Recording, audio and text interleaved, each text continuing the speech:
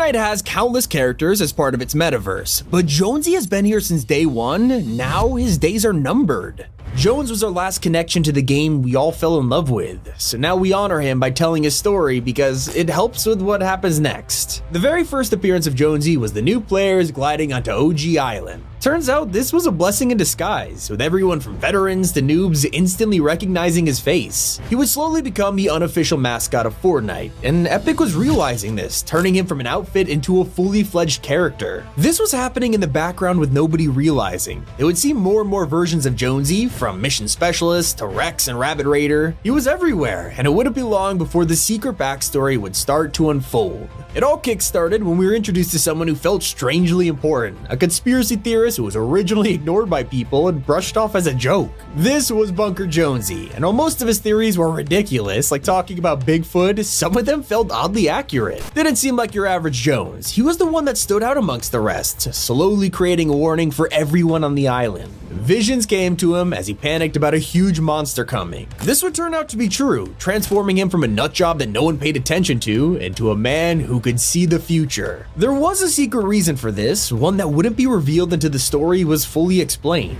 And so everything I've told you until now has been caused by one man, someone who nobody knew about until the Device event. It was time to meet Agent Jones. Wait. Can you hear me? Hear me? This took everyone by surprise. Not only was this Jonesy unlike anyone we'd seen before, he could speak. It felt like a total mystery, as he spoke of things like the loop and had an understanding of a story we were only just learning about. Little did we know his existence was here to explain everything. This wasn't a version of Jonesy, he was Jonesy. The others I mentioned earlier, it was him in various disguises, as he tried to blend in when visiting the island. We would later find pictures on his office wall showing this. Jones in an astronaut suit, dressed as a rabbit, and in his wardrobe there was Rex's costume. Every time he entered the island, the loop would create a clone of him, one that was stuck in time, or a snapshot. As for why we could hear him speak, Agent Jones himself wasn't in the loop, we were. You can't talk while trapped inside, and he was the one responsible for all of this, working for its creators, the Imagined Order. The secret organization was quickly becoming the villain of our storyline, and despite Jones being the face of it, something about him felt comforting. He didn't act like a villain, he seemed like in the end he would make the right decisions, and our suspicions were about to grow larger. We didn't see Agent Jones for months after his first appearance, leading fans to be extremely confused. Instead, we were distracted by larger threats like Galactus, and yet at the very end, with the 0 point exposed, it was time for an unexpected cameo.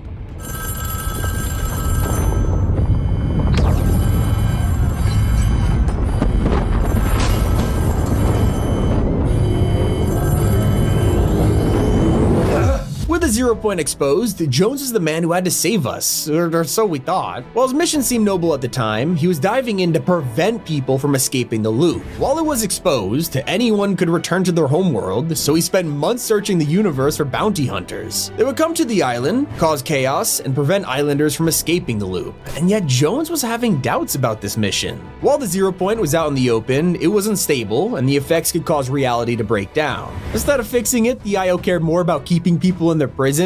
Like it was the company Jonesy spent his life working for. They don't actually care about saving the universe. It was all a lie. Reality log doesn't even matter. What's the point of recording these logs if you're not gonna listen? We've lost control of the 0 point. Do you get what that means? You must not, because you're doing nothing. I've dedicated my life to the Order. I've given everything. And for what? To just sit back and watch reality end? That's not who we are. At least it's not who I am. Not anymore. At this moment, Jones decides to take action himself. If he doesn't call for help, there is no hope of saving reality. Here's where the Imagined Order notices he's becoming a threat to their plan and remove his access, so naturally, he breaks into the restricted section. This is Agent Jones requesting access to restricted file 8752. Oh, really? No time to stabilize reality, but plenty of time to revoke my credentials. This is Agent Jones requesting access to all materials related to the 7. Oh, great! Okay, if you're not gonna give me what I need, I'm just gonna have to take it. With these files, Jones now has the ability to call for help and officially make his decision. He is gonna save everyone and defect from the Imagined Order. The 0 point is in exploding. We've lost control. Save yourself. If I don't stop this, it could destroy all existence. You have your orders. Now get out of there. I'm gonna do what we should have done from the very start. I'm going to the 7th. You took an oath. You're betraying everything we've done for you. It's time to run to the 0 point, past the dozens of bounty hunters he just spent months recruiting, and now, using his trusty portal gun, he can set the coordinates to a reality with an extremely important purpose. Come on, come on.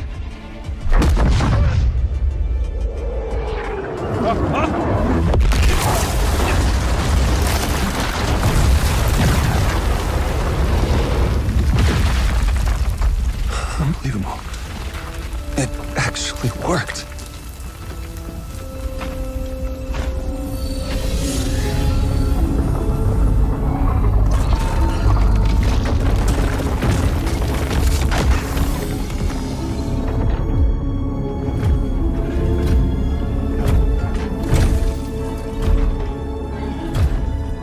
Look, I know you have no reason to trust me, but... Oh no. Hang on! Let's talk! Let's talk!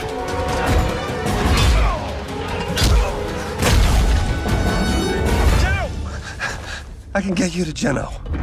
And the sisters? I can get you all of them. But I need your help to fix that. You have a deal. For now. Oh, that's very reassuring. Time to get to work.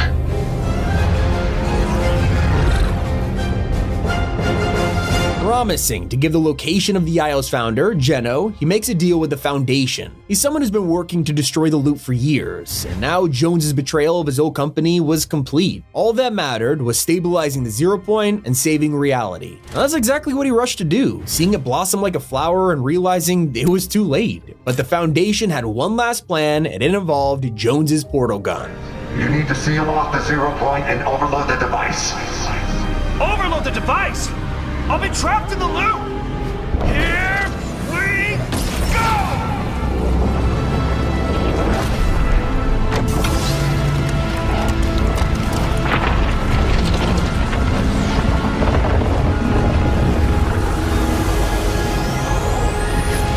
Yeah, they did it. The blast was contained and the 0 point could now heal. But it was all a part of a massive sacrifice from the two. Jones was now trapped in the loop, unable to speak or remember where he was. And that wouldn't be all. While he was trapped, loopers were breaking into the IO's headquarters in an attempt to get home. As they fought their way through the bridge, they noticed something that sent waves across the storyline. Unmasking the IO guards, it was a familiar face, Jones. Now this obviously wasn't the one we know and love, as we go on to discover. It turned out the IO was recruiting Jones's snapshots from the loop who were good at fighting, getting the best of both worlds. This let them use the original as a field agent, and his snapshots could be endless to form a huge army. Yet their toying with Jones wasn't done. His boss, Dr. Sloan, decided to ignore the constant threats of the 0 point out of anger, instead choosing to take revenge on him for his betrayal. All imagined order personnel to escape craft. Wake him up.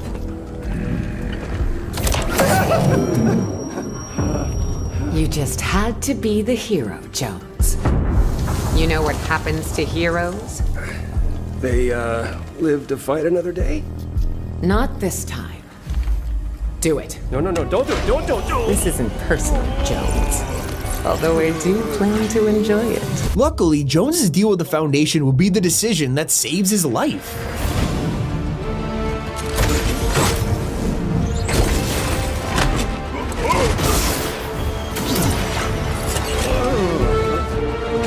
Impossible. I watched you die. I got over it.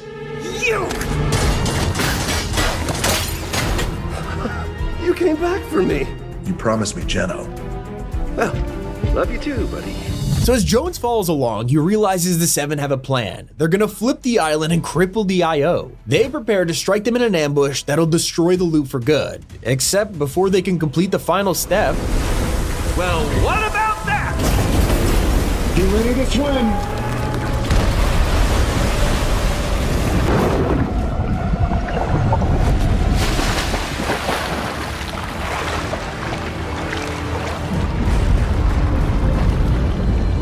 The Cube Queen was defeated. but their inability to finish the plan has left the Seven weak. Their location on the other side of the island was now exposed, leaving them open to a counterattack, and that's exactly why they needed Jones. He was prepared to help them fight the IO by any means necessary, giving them insight into battle plans and ways to defend themselves from the Order. Once Sloan and Geno's army launched their counterattack, the Seven were prepared, forming the Resistance. Jones spent months helping people fight against tyranny, controlling the front lines, and preparing for the Seven's final attack. As they spent their resources tracking down the mech that defeated the monster all those years ago, Jones was putting together a ground team. He would attack the IO shields, allowing the mech an opening to attack the IO's doomsday device once and for all. It was now time for collision. Ground team, status. Ground team standing by. We'll have those shields down by the time you reach the island. After all, they do call me the Legend. Copy that. After the mech was able to reach the collider in time, Jones was already on the ground, leading the loopers through the battle. Anybody hurt? Come on your feet, let's go. I don't think Sloane's too happy we're here. I see, Jones. And she has a tank, so we gotta go. As they rush to destroy it, there is one obstacle left: Jones's boss and lifelong friend, Dr. Sloan. Sloane, you don't have to do this. Always so dramatic. Any last words, Jones?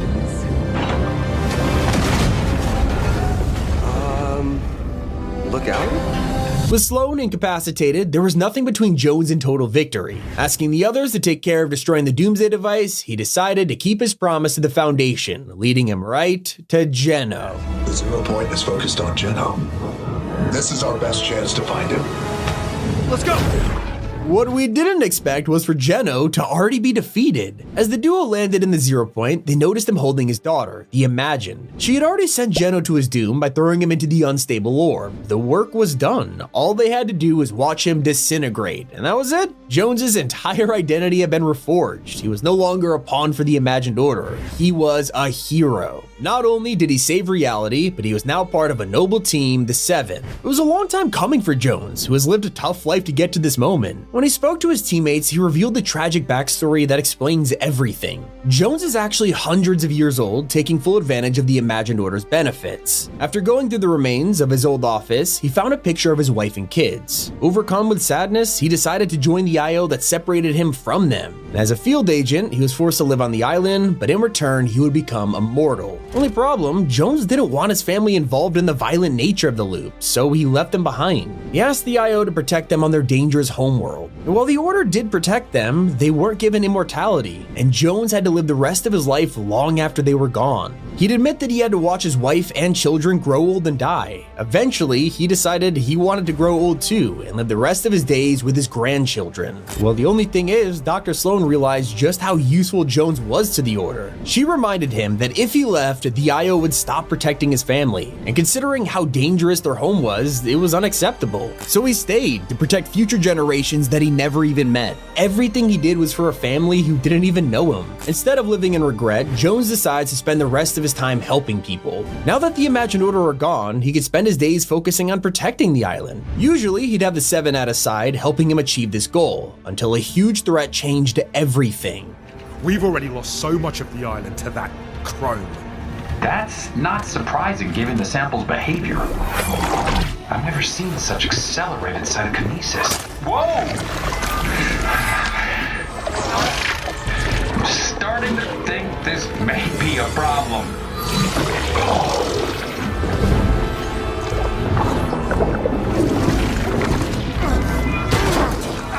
Get out of here! That's an order! The Seven are consumed by Chrome, leaving Jones stranded and unsure what to do. He helps Islanders evacuate and works closely with Amy, the scientist's assistant, to contact Paradigm. Thankfully, she has a plan, and all Jones has to do is wait, not realizing the Paradigm was about to put everything on the line to defeat the Herald.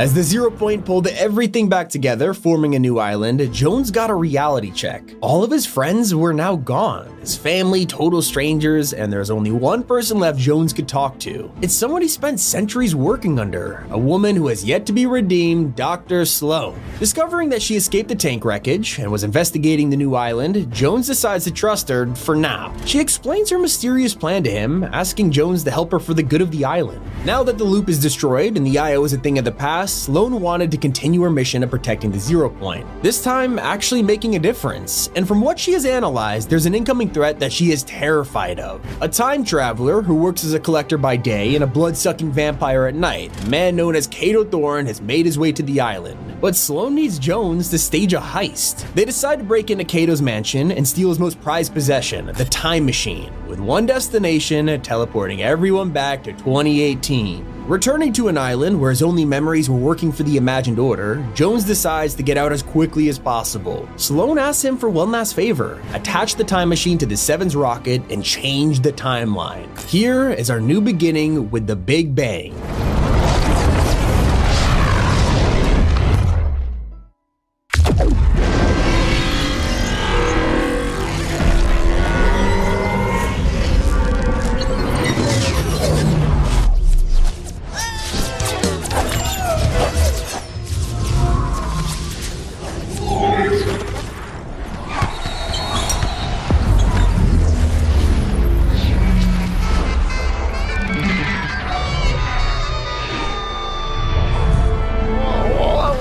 Now, Jones's role has been downgraded. Instead of being a legendary member of the Seven who was defeating otherworldly threats, he was comfortable being a ground soldier, protecting the island from itself. He teams up with a woman named Hope, the leader of an organization known as the Underground. It's here where he gets the attention of Valeria, Hope's sister. She knows all about Jones's history with the IO and decides to extract information on him, hoping to learn the location of an artifact known as Pandora's Box. So, she kidnaps his best friend Peely, leaving a ransom note as she promises to return him if Jones gives up the location of the box. Just the only problem here is Jones has no idea what she's talking about. Instead, he works with Hope to take Peely back by force. After all, Hope is in a rivalry with Valeria. She wants to destroy her group and stop her from opening this mysterious artifact. They break into the Society's headquarters, planning a huge rescue mission as they escape with Peely and leave the group crippled. Jones thinks he's won. They can go back to simply protecting things. Except that is when Valeria figures it out. She exposes Pandora's box and unleashes its creator onto the island.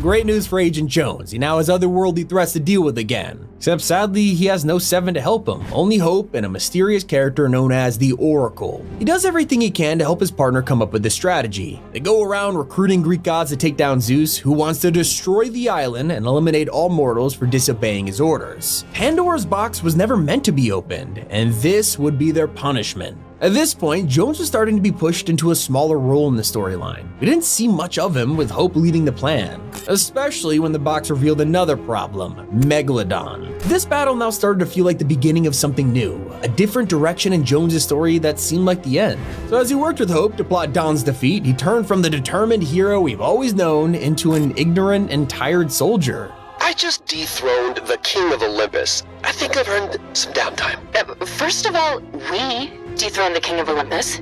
Second, no. I've been watching Megalodon. I don't like what I see.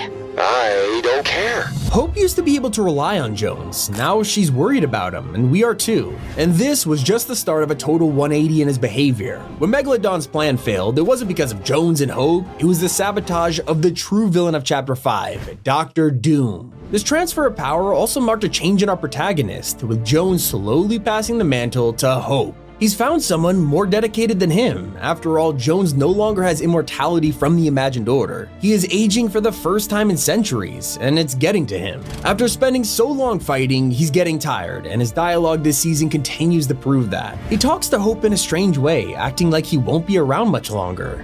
Today I took a wrong and said it right. That felt good. Look at you, accepting the hero's mantle.